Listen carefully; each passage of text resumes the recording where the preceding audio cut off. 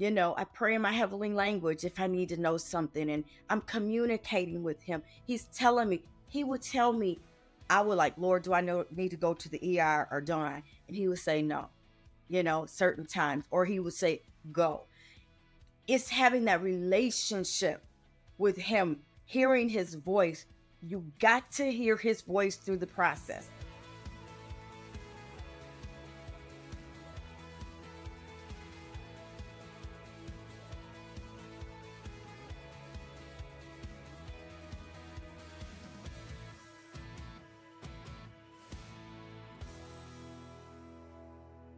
Welcome to the journey. I'm Julieann Hartman, and I have with me today Doris Harris. This is our third episode, so you've got a lot to go back and watch, but man, it is so good, so important. Please do not hesitate to go back and watch the other episodes so you can lead you up to today. But you know what? It's just too much to recap, so we're just going to go from here. So, like, I am on a mission. I hate sickness. Like, I am on a mission. Like, I could talk about it every day. Like, that's my focus. John 19:30, it is finished. And that is my thrust.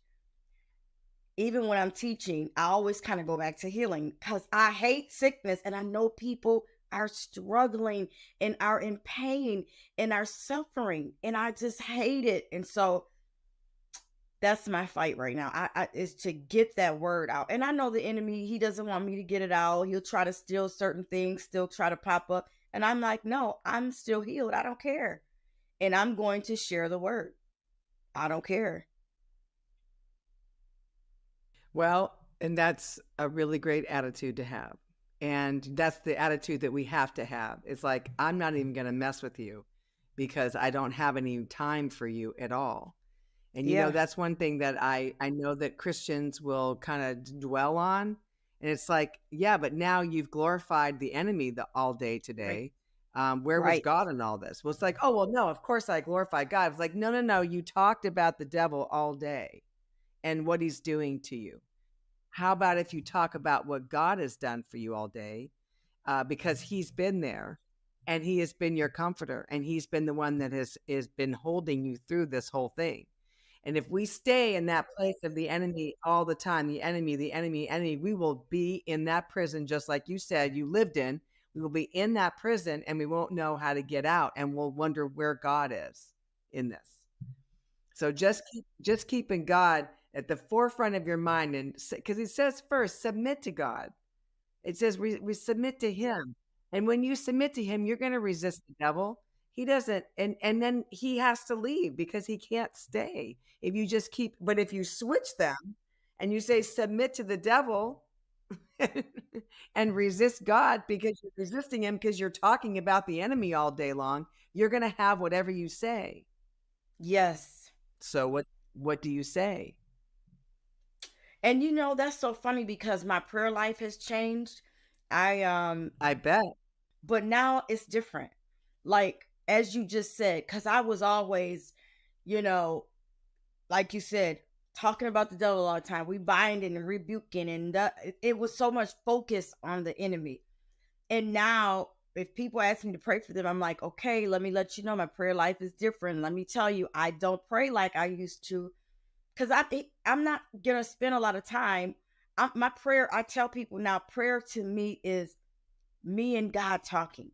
I'm communicating with him. Now I can pray for you, but I'm not going to pray for God to heal you. I'm going to command and speak and take my authority because that's what the word says. And so I always tell people, if you want me to pray for you, my prayer life is different. And so I don't pray like that anymore. It's just me and him. We talk. I pray in my heavenly language if I need to know something, and I'm communicating with him. He's telling me, he would tell me, I would like, Lord, do I need to go to the ER or don't I? And he would say no, certain times, or he would say go. It's having that relationship with him, hearing his voice. You got to hear his voice through the process. You got to hear, I can't stress that enough. You have to hear God, his voice through the process, because he was the one guiding me. Do this, don't do this, do this, don't do this. And I'm telling you, I would not be here if God did not every step of the way tell me what to do and help me. It was hard. And God was so faithful through it all. He never stopped talking to me, telling me what to do, telling me to do this. It was very hard. And it was hard. It was You very know, hard. what I love when you said, you'd say, like, should I go to the ER? And he would say no. And then maybe he would say go. I just want people to realize that it wasn't God going, this one's too much for me. Right. It was not God saying, go to the ER because I cannot heal you from this. Right. No, Right. it's It just was God not. knowing where our heart is. He knows where Yes. we are and where we're at. And there's no condemnation for that. And there's no like feeling bad or guilty. You just do what he tells you to do. You do what he says. And so if you needed to go, you go. And that's where I think, I've learned so much about that because, there's so many different kind of beliefs in Christians Yes. that Oh I my thought, I goodness. thought we all believed this. I thought we all believed the same. And then I Yes. found Me out we too. don't. Yes. I love what you said about now you pray differently. And that's not always popular. People want to see the one coming in. Now there is a time when you're like, get out in the name of Jesus, but that's not every time. And so, but people get weirded out. They feel like, well, aren't you going to do anything? Like you're not going to yell and scream. No, I don't need to. It's so different. But that's what we were raised on. That was the norm. That's what that's what we're taught to do. And that's like in the beginning how I had to cut people off because they were praying like I would have been praying probably, for someone else back then. And they were doing only what they know to do. And do you know, it's so weird. And I used to hear people say this type of thing, like they lost friends because I have lost friends because of this. Like I had to do what I had to do because like you said, I thought we all believed the same thing. But when I started hearing, I don't want to hear about Job. I'm sorry. When I was going through, I don't want to hear that. I need to hear God is faithful. I need to hear he is with me or whatever. I need to hear I'm already healed. I need to hear Isaiah 53:5. I need to hear, I need to hear that. I didn't want to hear, well, Job, and if it's God's will, you going through because, here we go. God is testing you and, you're going through so you can, all that stuff. No. And I learned all these truths, and I have to tell people, God is not testing you. He is not testing you with sickness. And so those type of things that were coming at my ear gate, and I had to shut the door. And I'm okay with that. My life is so different. People treat me different now. I notice it's different. My life is different. People treat me different now. A lot of people have walked away from me now, but I'm okay with that. It's okay because God will bring you some people now to lead. And then you're going to find another family around you, but ones that are going to be like-minded and that you're able to speak into their lives. And, I think it's easier to minister to someone that doesn't know the Lord than it is at someone that knows the Lord, but also knows religion. And that's a big problem because it's very hard to get them to not speak and do and think the way that they were raised. And so sometimes the Bible talks about you got to dust off the dirt from your shoes and move on. And that really, it's hard for us because we feel like, oh my gosh, I just left that person. But no, they're not going to hear from you anymore. Yes. Yeah.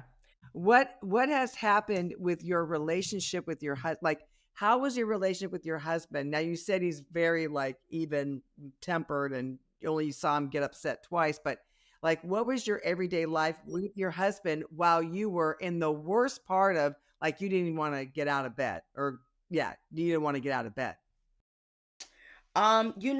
My husband, the good thing about it in the very beginning, it was the pandemic. So my husband they were laid off. They for not that long, but it was good. He had to take care of his mother. His mother was sick during this time. So I was alone a lot. But whenever he was here, he took such good care of me. I mean, and that's always his character. He loves to cook. He loves to do those type of things. So he really took good care of me during that time. very attentive to whatever I needed. And so I was so thankful for that. He hated to leave me alone, but he had to take care of his mother, and I was okay with that. Um I was able to talk. It wasn't like I was, immobile or in the bed. So, but yeah, he was very good, with me, and he would take me to the doctors and those type of things. And I'm so thankful for him during those times because he really, really was attentive to my needs and helped me and encouraged me. Like, and he's learned a lot. We talk all the time about words because he'll say something and I'm like, mm-mm. He's like, you're right. And then he'll text me. I'm like, He'll say, you're right. Let's delete it. So he's learned a lot. We've learned a lot together during this time. And so what, as us, as like I said, we were attacked financially, during this time. And so now learning and showing him like, okay, this is how we need to speak. I got stuff sent in his phone. I've given my kids stuff what to speak. And I had wrote a book before this all happened, and the book is called Fighting on Your Knees. So now I was like, I want to erase that. And because now I know my fight is not on my knees. It's not prayer. And so now I want to do a new revised version because if you look in the book, it has like the right thing. Like you speak the word over certain situations. If you're praying for finances, you speak the word or whatnot. So God would give me those type of things. But I want to, redo because it's not fighting on your knees. I don't have to fight in prayer. I don't have to beg God to do those things. So he's learned a lot during this time. We've learned a lot together during this time. And my kids are learning a lot because I'm sharing it with them, about, as I said, I knew like Proverbs 18:21, death and life is in the power of the tongue. But now I got more revelation of it. And so I'm sharing it with them, even with my mother. My mother wears a hearing aid, and she started losing her hearing at 30. So now I'm telling her, you're healed. Take that hearing aid off for 5 minutes every day and sit in front of the TV and, stand on the word, do what you couldn't do. So now I'm sharing this. You see, I'm sharing with my family and my husband, and it's been such a Yeah, blessing for all of us. It's such a blessing.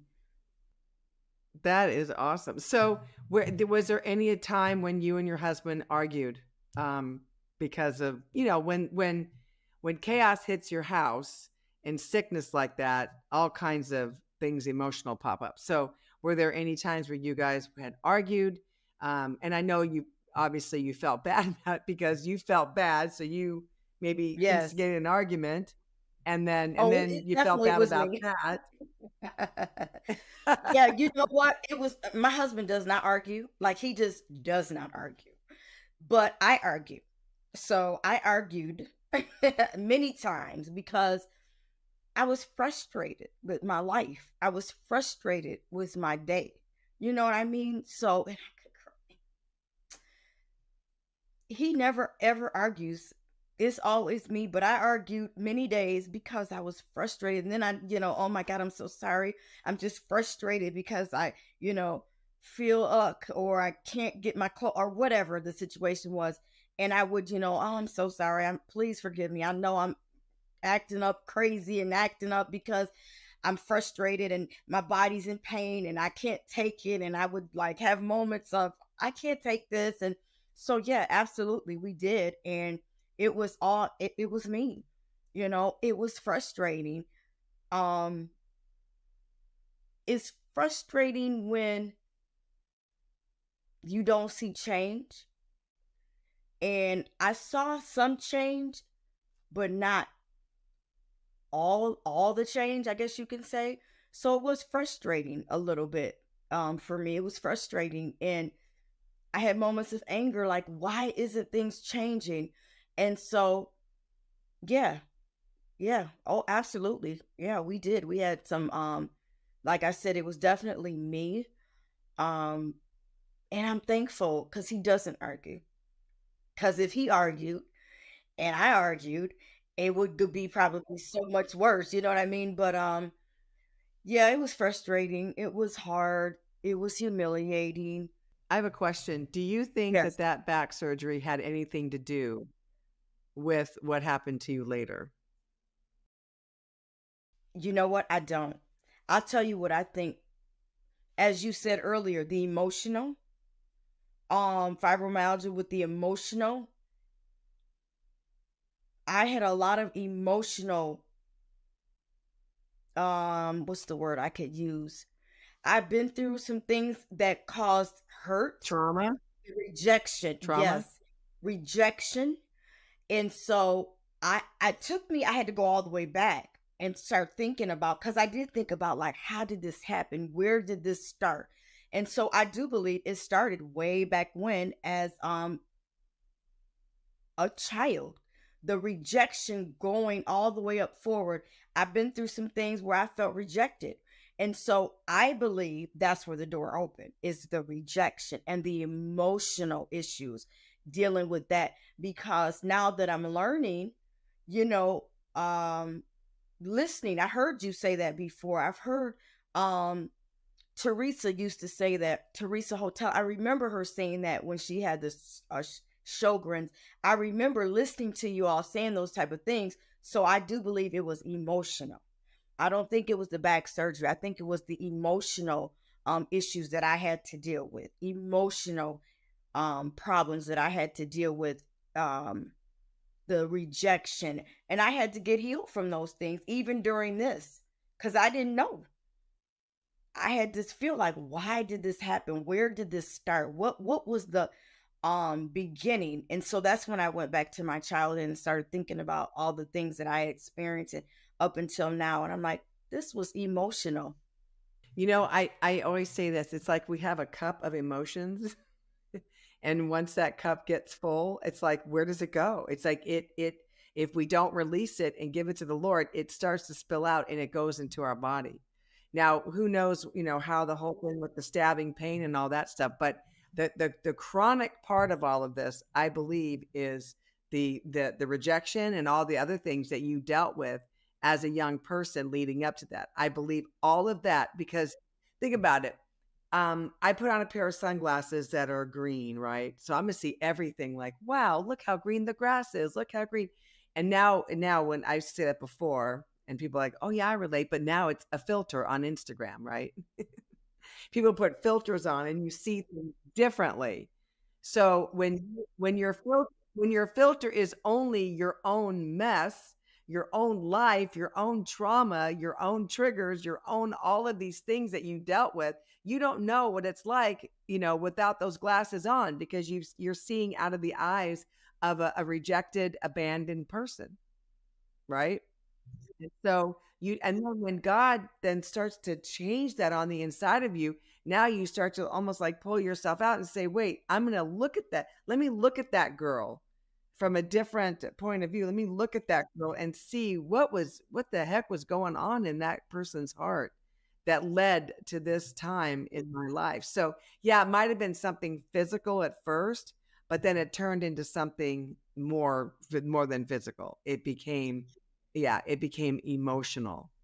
And then, like how you've said that you were devastated. You weren't a person to stay home and do nothing. And then you start doing all the condemnation on yourself, and all of that just played into it. It was like definitely you had the thoughts, but then the enemy knew where to come in and to help you with those thoughts Yes, in the yes. wrong way. Yeah, in the And wrong way. I had I didn't mention this, but I'm thinking about it because I had an eating disorder and I almost died. And it was a little over 10 years that I had it. And that played a part in it, I do believe, because I didn't like myself and I tried to change who I was.